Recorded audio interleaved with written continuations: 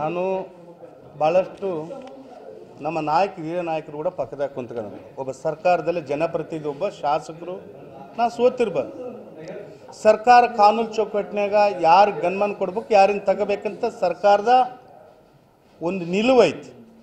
ಇವತ್ತು ಅವರು ಹಿರಿಯ ನಾಯಕರಂತ ನಾವು ಪಾಪ 3 ಸಲ ಮಂತ್ರಿ ಆಗ್ಯಾರ, ನಾನು ಇಲ್ಲ ಅಂತಿಲ್ಲ, ಗೌರವಿಸೋಣ. ಈ ಜಿಲ್ಲಾದ ಉಸ್ತುವಾರಿ ಮಂತ್ರಿ ಗೌರವಿಸೋಣ. ಅವ್ರಿಗೇನಾದ್ರೆ ಮಾನ ಮರೆದಿದ್ರಿಗಿನ ಅವ್ರು ಹೇಳೋ ಮಾತಲ್ಲ ಅದು. ಅವ್ರಿಗೆ ನನಗೆ ಇವತ್ತಿರೋಂಥ ಜಿಲ್ಲಾ ಉಸ್ತುವಾರಿ ಮಂತ್ರಿ ನನಗೆ ಅವ್ರಿಗೇನ ಮಾನ ಮರೆದಿದ್ರೆ ಸೋಕಿಗೆ ಗನ್ಮನ್ ಕೇಳ್ತಾನ, ಅವ ಜ್ಞಾನ ಇಲ್ಲ ಅಂತ ಹೇಳಿದ್ನಲ್ಲ. ಮಾನ ಮರೆದಿದ್ರೆ ಆ ದೊಡ್ಡ ಮನುಷ್ಯ ಮಾತಾಡಬಾರ್ದು. ಅವ ಮಾನ ಮರೆದಿದ್ದವಾದರೆ ನಾನು ಅಧಿಕಾರಿನ ಗಮನಿಸ್ತೀನಿ. ಅವರಿಗೆ ಪಾಪ ಅವರು ಮಾಜಿ ಶಾಸಕರು, ಸರಿಯಾದ ಕಾನೂನು ಚೌಕಟ್ಟಿನಲ್ಲಿ ನಮ್ಮ ಸರ್ಕಾರ ಇದ್ದಾಗ ಮಾಜಿ ಶಾಸಕರು ಗನ್ಮನ್ ಕೊಟ್ಟಿವಿ. ಈ ಜಿಲ್ಲೆದಾಗ ಕೂಡ ಎಲ್ಲಿ ಇವತ್ತು ಆಲ್ರೆಡಿ ಎಲ್ಲ ನನ್ನ ಬಿಸ್ನೆಸ್ಗೆ GST ನೋಟಿಸ್ ಬಂದಿದೆ, ಏನ್ ಮಾಡ್ಬೇಕು ಅಂತ ಗೊತ್ತಾಗ್ತಿಲ್ಲ. ಇಮಿಡಿಯೇಟ್ಲಿ ಒಬ್ಬ GST ಎಕ್ಸ್ಪರ್ಟ್ ಹತ್ರ ಮಾತಾಡು. ಎಲ್ಲಿ ಹುಡುಕೋದು? ಬಾಸ್ ವಾಲಾ ಬಿ ದ ಬಾಸ್. ಮಾಜಿ ಶಾಸಕರು ಗನ್ಮನ್ ಕೊಟ್ಟು ಕಾನೂನು ಚೌಕಟ್ಟಿನಲ್ಲಿ ಐತದ. ಅವ್ರಲ್ಲಿ ಇರೋಂಥ ಗನ್ಮನ್ ನಾನು ಕೇಳೋದಲ್ಲ, ಅದು ಕೊಡಬೇಕಾಗಿಲ್ಲ. ತನಗೆ ಕೊಟ್ಟಿದ್ದು ಕಾನೂನು ಚೌಕಟ್ಟಿನಲ್ಲಿ, ನನಗೆ ಕೊಡಬೇಕಾಗಿದ್ರು ಕಾನೂನು ಚೌಕಟ್ಟಿನಲ್ಲಿ. ಕಾನೂನು ಬಿಟ್ಟು ಸೋಕಿಗಾಗಿ ನಾವು ಯಾರು ಕೇಳಬೇಕಾಗಿಲ್ಲ. ಸೋಕಿಗಾರ ಗನ್ಮನ್ ತಗೋಬೇಕಾದ್ರೆ ನನಗಾದ ಗನ್ಮನ್ ಭಾಳಷ್ಟು ಮಂದಿ ಇದ್ರೆ ತಗೊಂಬಾಕ.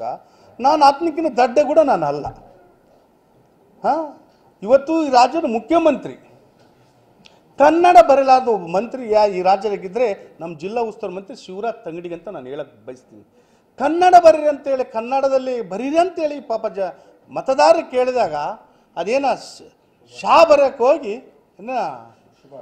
ಶುಭ ಬರೋಕ್ಕೆ ಹೋಗಿ ಶಮ ಅಂತ ಬರ್ದಂಥ ಮಂತ್ರಿ ಕನ್ನಡ ಬರಲಾರ್ದವ್. ನನಗೆ ಜ್ಞಾನ ಇಲ್ಲ ಅಂತ ಹೇಳ್ತಾ ಇದ್ದೆ. ನಾವು ಮಾನ ಮರೆದಿದ್ದರೆ ಆ ಮನುಷ್ಯ ಮಾತಾಡಬಾರ್ದು.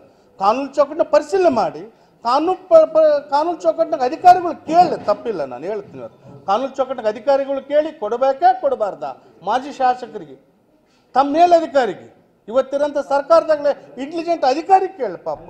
ಇವತ್ತು ಸರ್ ಇಂಟೆಲಿಜೆಂಟ್ ಅಧಿಕಾರಿಗಳು ನಮ್ಮ ಕಾನೂನು ಚೌಕಟ್ಟಿನಲ್ಲಿ ಇಂಟೆಲಿಜೆಂಟ್ ಅಧಿಕಾರಿಗಳು ನಮ್ಮ ಸ್ಟೇಷನ್ನಲ್ಲಿ ಅಧಿಕಾರಿಗಳು ಇಂಟೆಲಿಜೆಂಟ್ ಅಧಿಕಾರಿಗಳು ವರದಿ ಕೊಟ್ಟಾರ.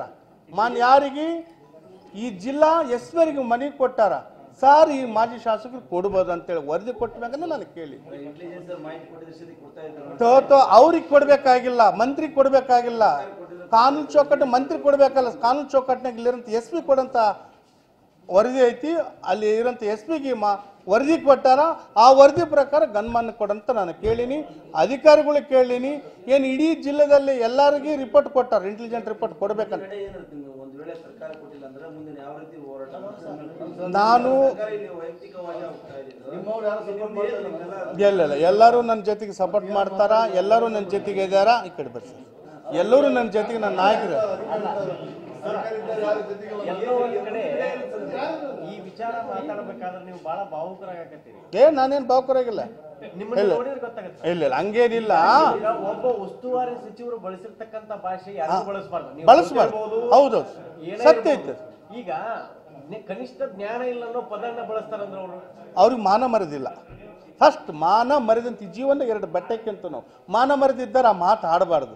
ಮಾನ ಮರೆದು ಬಿಟ್ಟು 3 ಬುಟ್ಟರಂತ ನಮ್ಮ ಹಳ್ಳಿ ಭಾಷೆದಲ್ಲಿ 3 ಬುಟ್ಟರು ಎಲ್ಲರಿಗೂ ದೊಡ್ಡರಂತಾರೆ. ಅದ್ರಂಗೆ ಅವ 3 ಬುಟ್ಟವ ಅಂತ ನಾನು ಭಾಷೆದಲ್ಲಿ ಹೇಳ್ತಾ ಇದ್ದೀನಿ. 3 ಬುಟ್ಟವ ಮಾತಾಡ್ತಾನ. ನನಗೆ ಜ್ಞಾನ ಇಲ್ಲ, ನನಗೆ ಇನ್ನೊಂದು ಏನು ಹೇಳಿದ್ನಲ್ಲಪ್ಪ ಸೋಕಿ ಮಾಡಕ್ ತಗಂತ ಅಂತ ಹೇಳ್ತಾನಲ್ಲ. 3 ಬುಟ್ಟವ ಭಾಷೆ ಮಾತಾಡಬೇಕು. 3 ಇದ್ದವ ಭಾಷೆ ಮಾತಾಡಂಗಿಲ್ಲ. ಗೌರವದಿಂದ ಮಾತಾಡ್ಬೇಕು. ಯಾರಿರಲಿ, ನಾನಿರಲಿ, ಇನ್ನೊಬ್ಬರಿರಲಿ 3 ಬುಟ್ಟವ ಈ ಭಾಷೆದಲ್ಲಿ ಮಾತಾಡೋದಕ್ಕಿಲ್ಲ. ಭಾಳ ನೋವಾಗೈತೆ ನನಗೆ. ಈಗ ಶೋಕಿ ಅನ್ನೋ ಪದವನ್ನು ಬಳಸಿದಾರೆ. ಶೋಕಿ ಆಗಕ್ಕ ನಾನೇನು ಲೇಡಿ ಅಲ್ಲ, ಹೌದಾ? ನಾನು ಜೇನ್ಸ್. ತನ್ನಂಗೇನು ತುಟ್ಟಿಗೆ ಟಿಪ್ಲೆ ಹಚ್ಕೊಂಡು ಕಾಸಿ ಮಾಡ್ತಾನೆ. ತುಟ್ಟಿಗೆ ಲಿಫ್ಟ್ ಹಚ್ಕೊಂತಾನೆ, ಲಿಫ್ಟ್ ಹಚ್ಕೊಂಡು ಭಾಷಣ ಮಾಡ್ತೀನಿ. ನಾನು ಲಿಫ್ಟ್ ಕೂಡ ಹಚ್ಕೊಂಡಿಲ್ಲ ನೀವು ಇವತ್ತಿಗೆ. ರಿಯಲ್ ಆಗಿ ಹೇಳ್ತೀನಿ. ಅಲ್ಲಲ್ಲ, ಉಸ್ತುವಾರಿ ಮಂತ್ರಿ ಲಿಫ್ಟ್ ಹಚ್ಕೊಂಡು ಹೋಗ್ತಾನ. ನಿನಗೆ ಗೊತ್ತಿಲ್ಲ, ಸರಿ ಪರಿಚಯ ಮಾಡಿರ್ಲಿ. ಲಿಫ್ಟ್ ಕೂಡ ಹಚ್ಕೊಂತಾನೆ. ಇಲ್ಲ, ಮತ್ತೆ ಮೀಡಿಯಾ ಮುಂದೆ ಕುಂತ ನೀವು ಪರಿಚಯ ಮಾಡಿಲ್ಲ. ನಾನು ಪರಿಚಯ ಮಾಡೀನಿ. ಲಿಫ್ಟ್ ಹಚ್ಕೊಂಡು ಭಾಷಣ ಮಾಡ್ತಾನೆ. ಇಲ್ಲ, ನಾನು ನೋಡಪ್ಪ ಲಿಫ್ಟ್ ಅಂತ ಅನ್ಕೊಂಡಿನಪ್ಪ. ನಾ ಭಾಷೆ ಬಳಸಬಾರ್ದು. ನಮ್ಮ ಭಾಷೆದಲ್ಲಿ ಯಾರು ಇರಲಿ, ಅದು ಮಾನ ಮರೆದಿದ್ದಾರಾದ್ರೆ ಆ ಭಾಷೆ ಎಂದೂ ಬಳಸಬಾರ್ದು. ನಿಮ್ಗೆ ಜ್ಞಾನ ಇಲ್ಲ ನೋಡ್ರಿ, ನನಗೆ ಜ್ಞಾನ ಇದ್ದದಕ್ಕಲ್ಲೇನೆ ಶಾಸಕರನ್ನು ಮಾಡ್ಯಾರ. ನಮ್ಮ ಪಕ್ಷದ ಜಿಲ್ಲಾ ಅಧ್ಯಕ್ಷರು ಮಾಡ್ಯಾರ. ಹೌದಾ, ನನಗೆ ಗೌರವದಿಂದ ಈ ಜಿಲ್ಲೆದಲ್ಲಿ ನಾಯಕರು ನೋಡ್ತಾ ಇದ್ದಾರೆ, ಮತದಾರರು ನೋಡ್ತಾ ಇದ್ದಾರೆ, ಪ್ರತಿಯೊಬ್ಬರು ನೋಡ್ತಾ ಇದ್ದಾರೆ. ನಾನು ಸೋಕೆ ಮಾಡೋದು ಇಲ್ಲಿ ಜ್ಞಾನ ಇಲ್ದಂಗಿಲ್ಲ ಅಂದರೆ ನನ್ನ ಮನೆ ಕುಂದಿರ್ಸ್ತಿದ್ರು. ಇವತ್ತು ನಾನು ಸೋತಿರ್ಬೋದು.